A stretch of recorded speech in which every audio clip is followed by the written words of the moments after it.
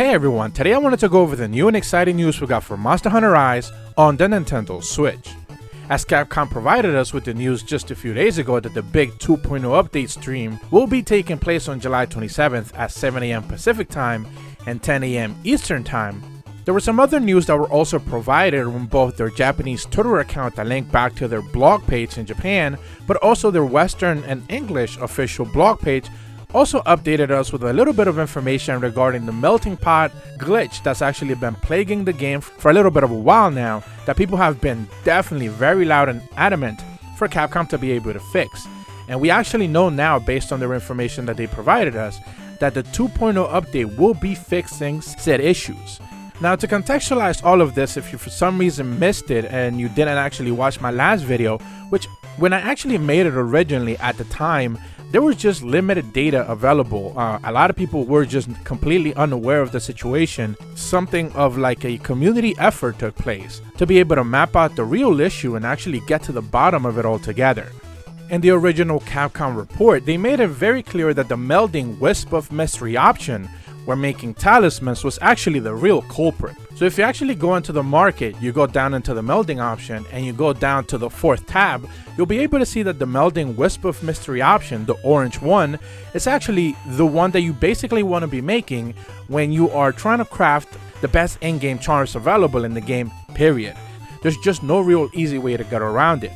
It was made very clear early on that the melding rebirth option, which is the one where you're recycling charms from the 20 or so that you might have available in your bank, or even the melding moonbow, or even the melding haze, and definitely the reflecting pool options weren't necessarily as good altogether because they just gave you either less charms or a limited pool of charms that you're going to be able to make.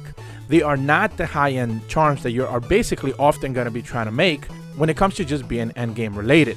So the issue became clear right away that some people were caught up in this loop where they were making charms over and over again, anywhere from like 40 to 200 of them, and they were cycling over and over through their entire table, and they were never going to be able to have access to these god charms, the ones that give you real access to the endgame skills that a lot of people are looking to get into their armor sets without their armor pieces actually having to require said specific skills. Weakness Exploit is definitely the one that everyone talks about, basically want to have access to if you're going to be going for a very specific build for definitely a specific type of weapon. And it turns out that if you get caught up in one of these like gout tables, which is the name that they've actually given them, these cursed tables, then you're not going to be able to have access to these pretty much high-end meta type god charms that a lot of people seem to be chasing. You ultimately want to have something along the lines of any random skill on the first line, the weakness exploit on the second line of your skill, and then a couple of slots, either a 2 slot or a 1 or a 1, anything along those lines. But it turns out that a lot of people just are not going to be able to have access to that because they are basically stuck in one of these cursed tables, and it's just kind of unfair altogether. So Capcom came out and made it very clear that they are going to be addressing this issue, they are going to be fixing it. And the interesting part about it all is that obviously we have this stream on July 27th where they're going to be providing us with information, not just for Monster Hunter Rise, but also for Monster Hunter Stories 2. And the wording on this is actually what I think is fascinating about it, because they kind of give us insight on something that I don't think I knew, and I don't think anyone actually knew until this actually got posted. And they actually say, and I'm going to quote them on this, and the information is on the screen that you can see yourself. Please note that the game was not designed to turn out the same specific talismans based on your save data.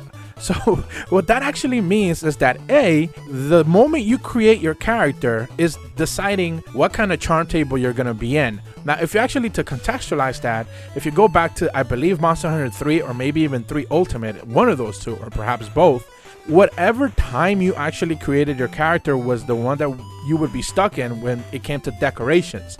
At that point in time, decorations were the end game meta that people were chasing. And it turns out that in this game, for some whatever reason, whenever you create your character's save data, and I'm presuming it gets saved either when you're loading into the game for the very first time, or you finish creating your character and it does get saved, either one of those, I'm not sure which one it would have been, but whichever one comes first. Basically, that moment in time is when the game decides, hey, you're going to be set into this specific charm table. That is freaking insane to me.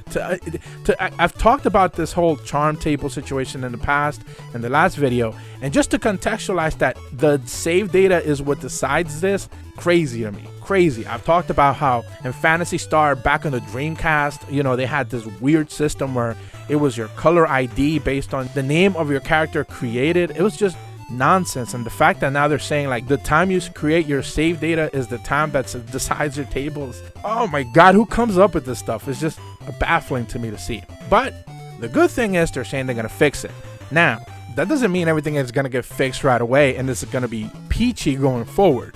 If you actually remember when I talked about a couple of videos ago regarding the infinite item glitch and how they fixed it, a couple of people posted on Twitter that the way they actually went about fixing that glitch specifically was that because the glitch was basically abusing the idea that you can mass create items from the last tier of the item while using the materials from the first item. And the system wasn't recognizing that you didn't have to go through the other steps of being able to make the item altogether. So what they basically did was just null the option to be able to just bypass creating the last tier of the item with the materials from the first. That's all they ever did. They didn't actually go into the code and rewrite something completely different or deep or anything like that. They just crossed out a specific option of crafting and that was their fix to the situation. Now it worked. Ultimately, you can say, hey, Capcom fixed the problem, which they did, but it doesn't necessarily mean it was a deep problem to fix to begin with. This whole charm table situation, this is a little bit way more complex than that.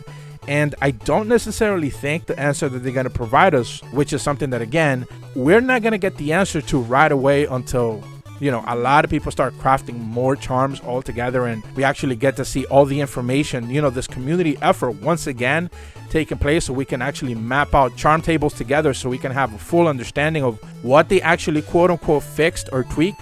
Most likely this is gonna end up being a situation where they are just gonna make it so you are moving from charm table to charm table as you log into the game, as you save, as you cycle through, I don't know, every couple of days or something along those lines.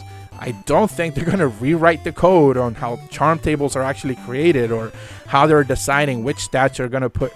Like, all of that is RNG to begin with. So I don't think they're actually gonna go into like, well, the 400 charms you make is the one that you really want. I don't think they're gonna do anything like that. I think they're just gonna make it so it invariably changes you into a different charm table after a specific set amount of time, whatever that time ends up being. So we're just constantly cycling through different charm tables and we never really actually get to see the problem once again.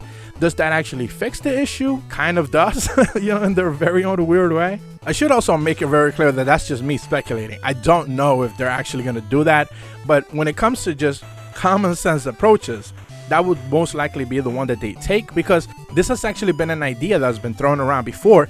Even when the original concept of like, hey, you're stuck in a charm table, why don't they just make it so every time you log in or you every couple of days cycle by or every couple of 100 charms you make, they cycle you into a different charm table? Why don't they just make it like that? And perhaps, you know, that's gonna fix the problem. That was one of the very original ideas that was thrown out. So this is why I'm saying that most likely this is what their approach is gonna be, instead of them completely changing game code to basically bypass the issue altogether. That's just me guessing though, but that's most likely what's gonna happen. But until we get another community effort where people are, you know, sorting out all these charm tables together and we are actually able to make, you know, a full list of like, this is actually what you're gonna get next because someone else already went through your table, and, you know, if you wait just 50 more charms, you're gonna be able to get the one that you want, then it should definitely address and alleviate the issue. I'm not sure if it'll entirely fix it, but we'll have to wait and see.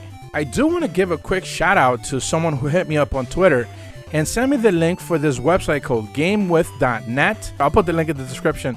And basically, you can actually go through a very specific and simple talisman table checker is what they're actually calling it, where you are going to be able to just using the Wisp of Mystery option.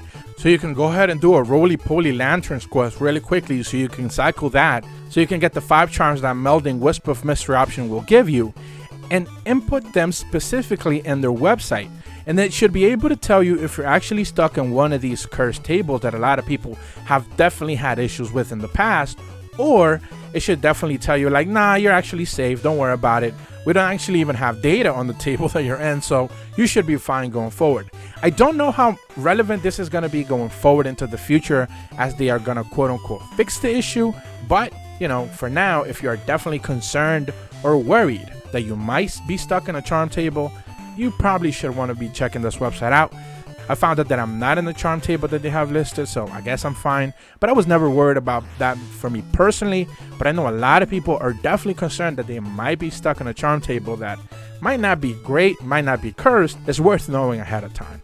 But at this point, I would probably tell you that just save your materials. Just don't do any crafting at this point in time. And then just hoard your materials. Just don't do anything. And wait until, you know, they fix this issue. And then, you know, you should be able to see what they actually change. Unless you're in one of those good charms that apparently there are some people who are like really good charm tables apparently. They probably want to abuse it before the time runs out. So worth considering. But the stream will be on July 27th. So most likely we're going to get this patch situation sorted out within the next 4 to 5 days. Finally, there should be an issue that it gets solved and it's no longer going to be causing a headache for a lot of people. So that's going to be it for this video. I'm sorry if it was a long one, but I wanted to go into detail about this because a lot of questions still keep popping up regarding the charm table situation and just what people need to really do. And honestly, there's really nothing you could do. This is just a preset system that they created that we're all kind of like under it, and we just have to deal with it until hopefully it gets fixed. If you're new to my channel, be sure to leave a like and subscribe, hit the bell to receive notifications when the videos go up, and as always, thank you so much for watching. See ya.